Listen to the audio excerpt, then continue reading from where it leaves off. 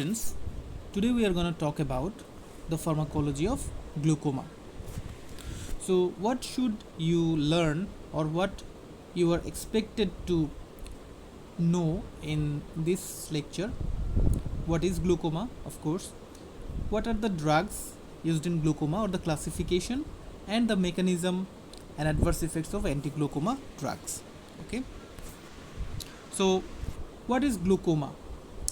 You know that glaucoma is an eye condition which occurs mainly due to increased intraocular pressure. The pressure within the eyeball increases and then leads to damage of the optic nerve, and then that leads to some symptoms and signs.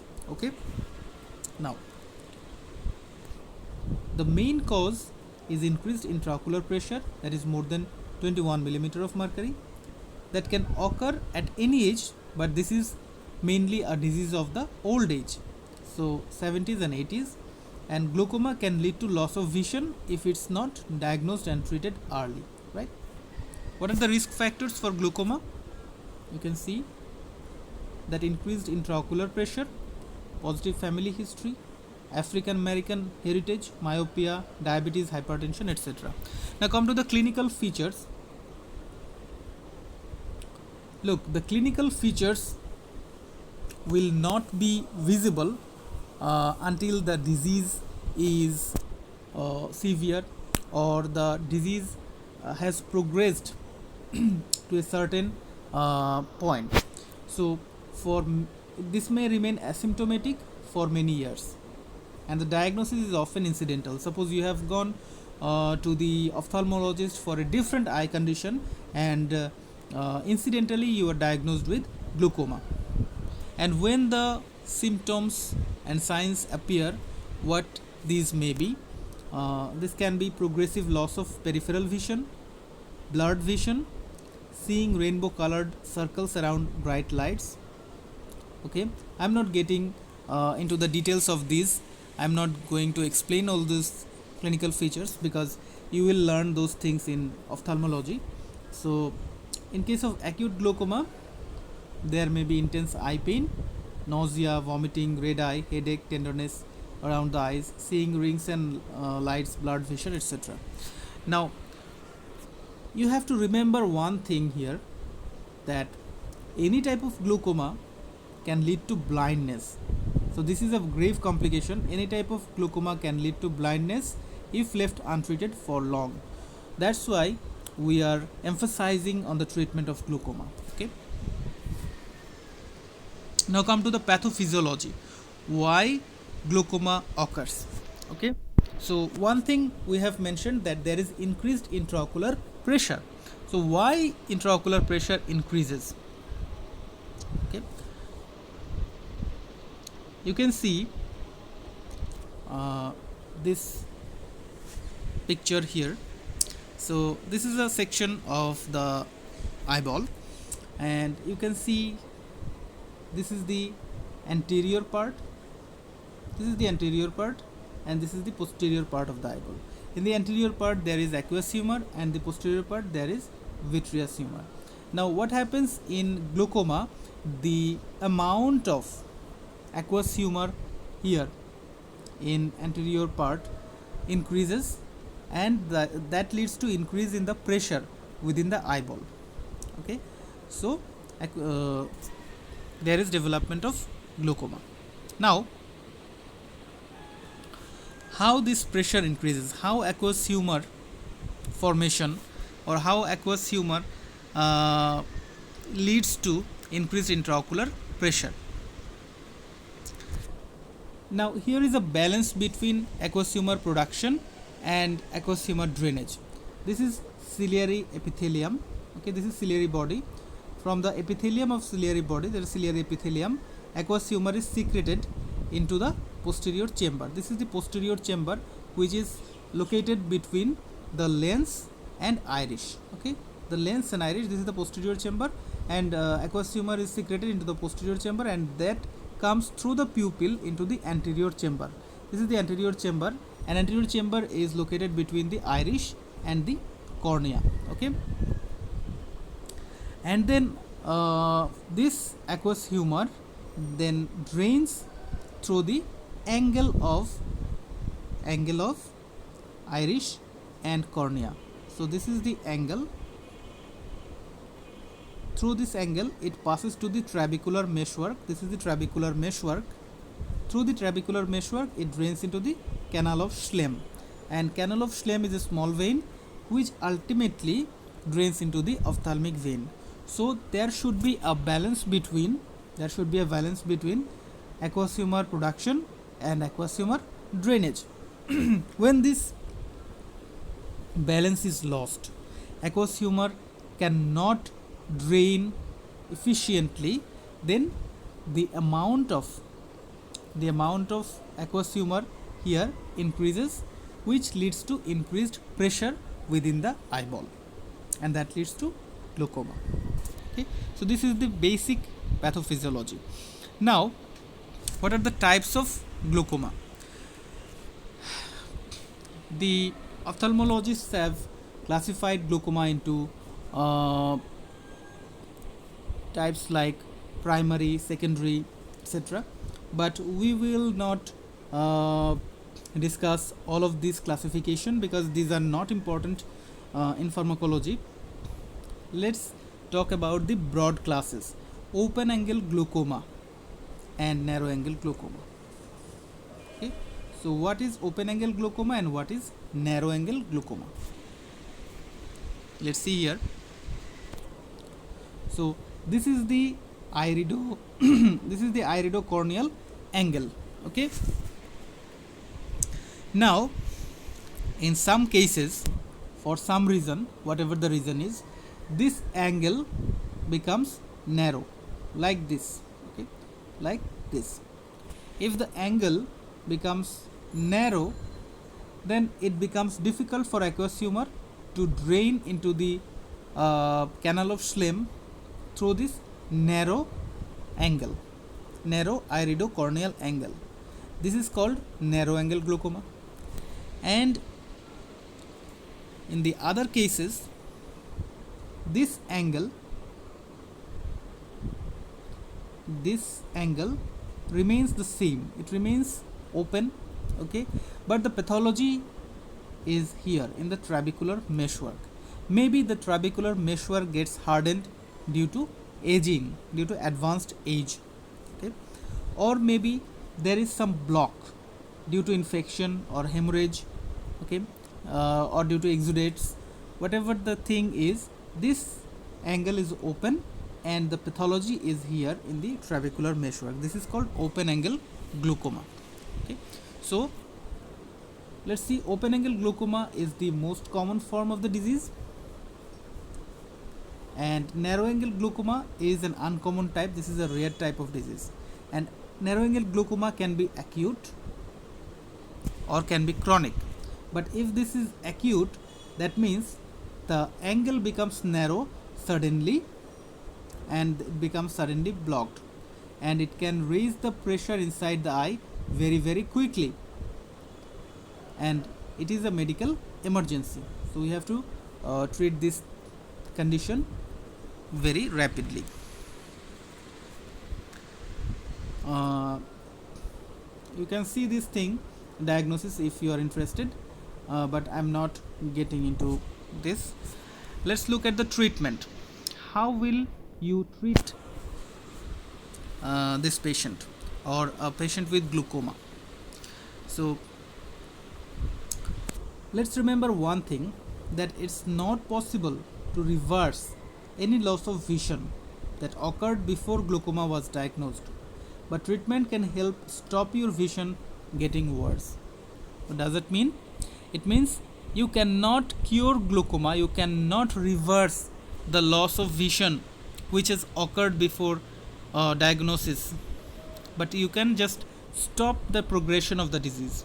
Okay, so there are two types of treatment options available. One is pharmacological, another is surgical.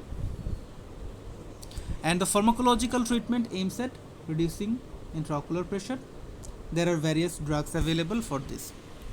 And in case of surgery, there are some laser therapy or some other surgeries like minimal invasive glaucoma surgery, filtering surgery, etc. We will not talk about this. Now, the basic mechanism of reducing intraocular pressure is either you decrease the formation of aqueous humor or you increase the drainage of aqueous humor. Okay. Now, what are the drugs used in glaucoma? There are 5 classes of drugs available for the treatment of glaucoma.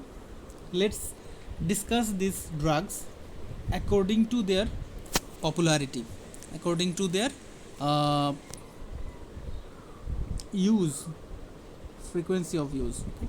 So first of all, prostaglandin analogs, prostaglandin F2 alpha analogs. There are some other types of prostaglandins also, but we use prostaglandin F2 alpha analogs here, and these are considered as the first line medical therapy for glaucoma. What are their advantages? Why they are first line? Because they are potent intraocular pressure lowering agents. Okay, they have potent intraocular pressure lowering effect. They have once daily dosing, so they are convenient, and low incidence of systemic side effects. Their systemic side effect is very low. For example, latanoprost, travoprost, bimatoprost, etc. And these drugs are prodrugs. Okay, what are prodrugs?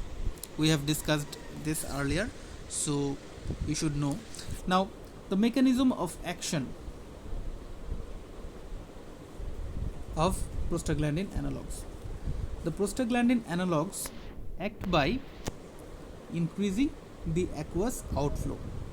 They act by increasing the aqueous outflow, and the exact mechanism, that means how they increase aqueous outflow, is still unclear. The scientists have not clearly understood this mechanism, but there are some hypotheses, some theories like altered ciliary muscle tension and release of matrix metalloproteinase and digestion of extracellular matrix.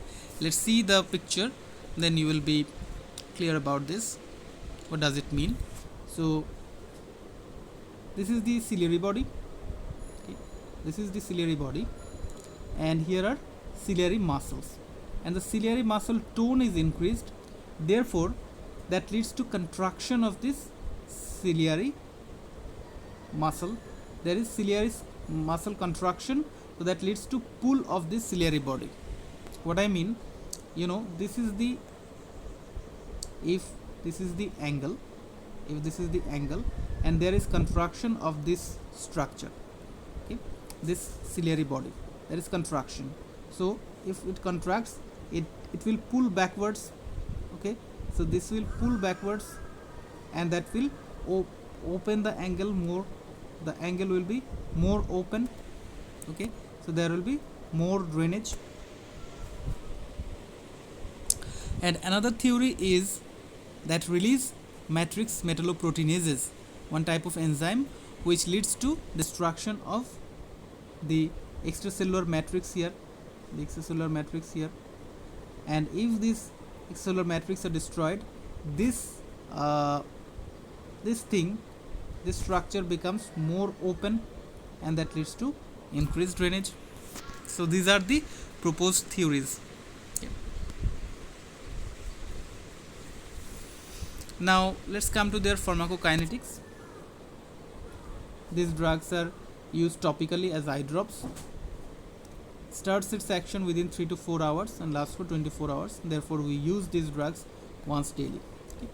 There are a few adverse effects, a few local adverse effects like blurring of vision, irritation, stinging sensation, etc., which are very mild.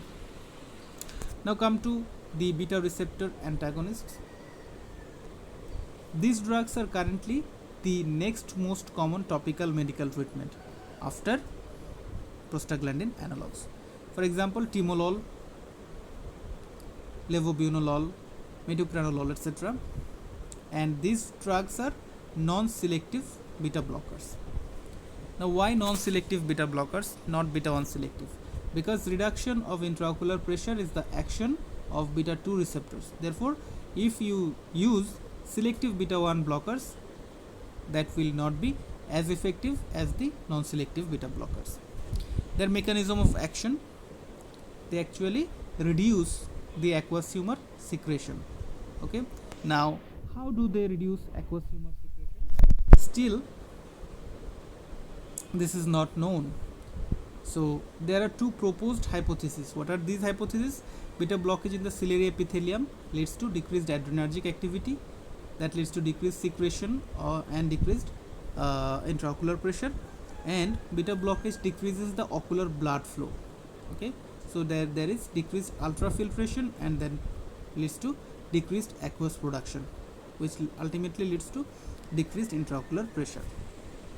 Now what are the side effects? The ocular side effects of beta blockers, like stinging, redness and dryness of eye, corneal hyposthesia, blurred vision, etc. And the systemic side effects, same as propranolol. When we will discuss propranolol, we will talk about the systemic side effects. Now let's come to alpha receptor agonists. We have talked about beta receptor antagonists, and now we are talking about alpha 2 receptor agonists. So these are the drugs which become first line drug in glaucoma, where prostaglandin analogs and beta blockers are contraindicated. Suppose a patient has asthma, you cannot use beta blockers there, so you can use alpha 2 receptor agonists. Okay. For example, apraclonidine, brimonidine, etc. And their mechanism of action is the combined mechanism of action of prostaglandin analogs and beta blockers. That means they act by both decreasing aqueous humor production and increasing aqueous humor outflow. Okay, so how do they produce this effect? They act both on presynaptic and postsynaptic alpha 2 receptors.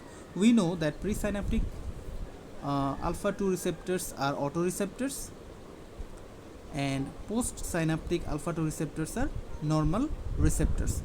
Now, through the action of presynaptic alpha 2 receptor stimulation, they actually reduce the amount of neurotransmitter release from sympathetic nerve stimulation, and thereby they lower the intraocular pressure. And by acting on postsynaptic alpha 2 receptors, they stimulate the G inhibitory pathway. Thereby they reduce cyclic AMP production, and thereby reduces aqueous humor production. So there is two things. One is decreasing aqueous humor production. This is decreasing aqueous humor production, and another is aqueous humor, increasing aqueous humor outflow. Okay, so what is their adverse effect, or what are their adverse effects? Itching, lid dermatitis, mydriasis, eyelid refraction, dryness of mouth and nose, etc. Now let's come to carbonic anhydrase inhibitors. Okay, the same thing goes for carbonic anhydrase inhibitors as well. That means when prostaglandin analogs and beta blockers cannot be used, then we can use carbonic anhydrase inhibitors as first line agents. Okay, so we can use alpha agonists as first line agents, or we can use carbonic anhydrase inhibitors as first line agents when prostaglandins and beta blockers are contraindicated. Now carbonic anhydrase inhibitors are of two types. One is systemic, another is topical, and topical agents have less side effects, so these agents, this route is preferable. For example, dorzolamide, brinzolamide, these are eye drops. Then mechanism of action, they decrease aqueous humor production. How they decrease aqueous humor production? Look, carbonic anhydrase is found in the ciliary body epithelium. Inhibition of carbonic anhydrase reduces the formation of bicarbonate ions. That leads to reduced fluid transport and reduced intraocular pressure. Okay, if you want to be more clear about this, let's get into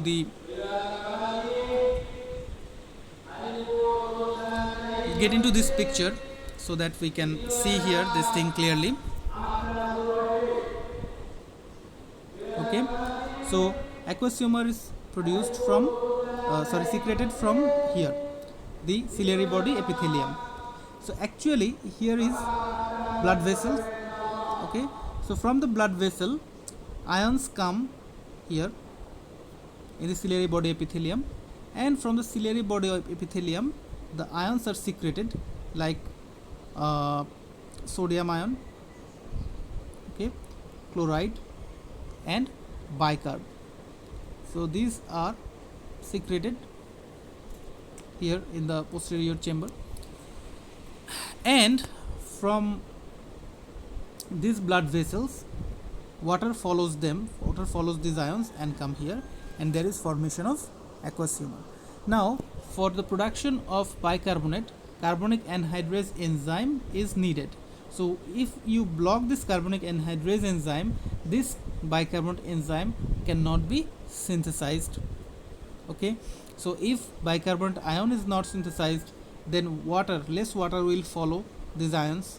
Okay, so there will be less production of aqueous humor.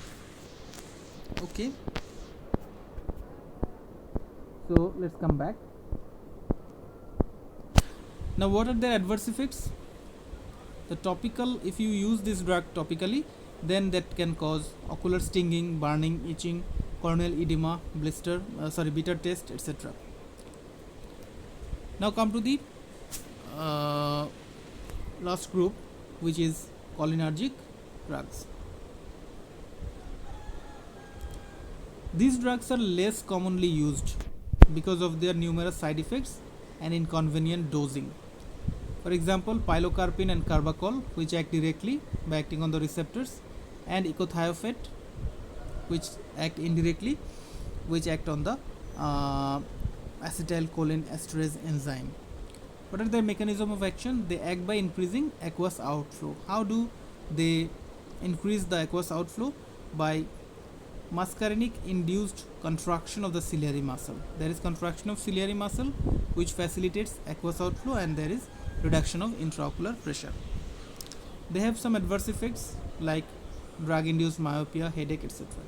Now come to drug combination in glaucoma.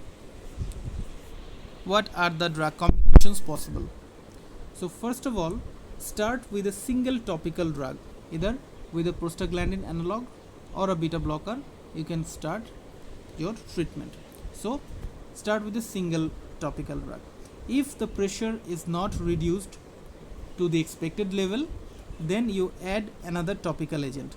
You can use a beta blocker with a prostaglandin analog, or you can use a topical carbonic anhydrase inhibitor with a beta blocker, or a carbonic anhydrase inhibitor with a prostaglandin analog, right? So if the pressure is not still not controlled, then switch to oral carbonic anhydrase inhibitors, that is acetazolamide. Now this is a last resort. Use this drug, that is oral carbonic anhydrase inhibitor, as a last resort. Okay, and if still the intraocular pressure is not reduced, then go for surgery. Okay, so that concludes our discussion on the pharmacology of glaucoma.